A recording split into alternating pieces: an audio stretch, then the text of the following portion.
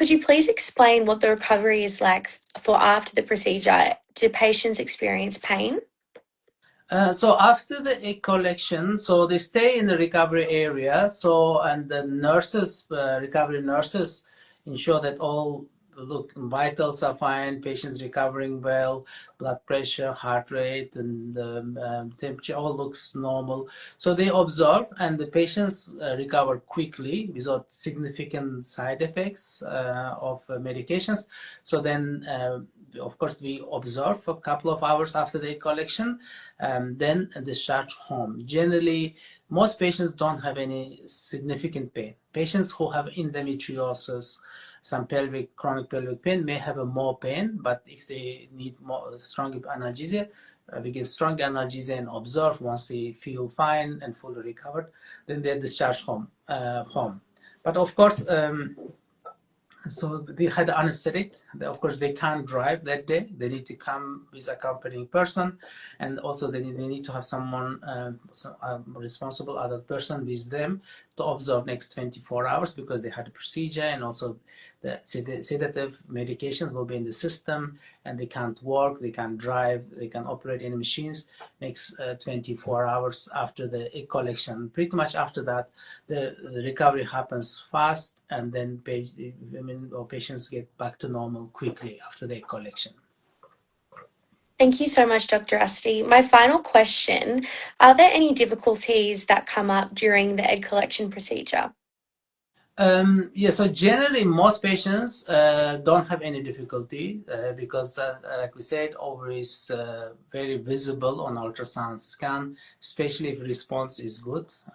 If you have lots of follicles, especially, very easily accessible. But in some patients, it may be difficult to access ovaries, one of the ovaries or both of the ovaries. Usually this happens in two different conditions. One is severe endometriosis, patients with severe endometriosis like stage 3, stage 4 endometriosis, where there's adhesion because of endometriosis. If ovary is very high because of scar tissue, it is staying very high in the abdomen. So that ovary, some ovaries may not be even visible on transvaginal scan because the beam of the transvaginal scan goes to 10, 12 centimeters. So if ovary is high, sitting higher, then you may not be able to see on transvaginal scan.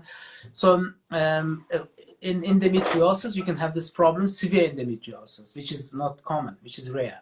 So and also in uterine fibroids, especially if you have a big intramural fibroids where the uterus really pushed up high.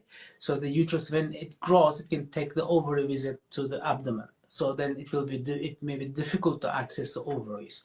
So usually if this happens, if patients are under anesthetic, we can try and bring the ovary down by pressing on abdomen and the tummy of the patient. And let us say left ovary is high, we just push with the hand to try and bring it down. And so then if we bring it down to the pelvis, where close to the vaginal probe, then we do aspiration. So because if you can't bring the ovary down, we cannot do aspiration. Why?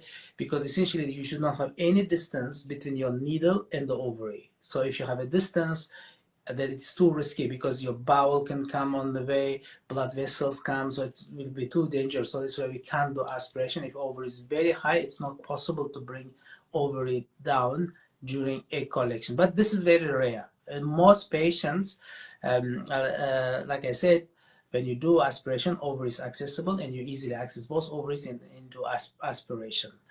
So yeah, so that this is technically, these are the difficulties. In some patients, of course, for various reasons, they may not get egg or may not get expected number of egg. Especially this happens if egg reserve is very low, if follicle number is very low, like 1 or 2 follicles.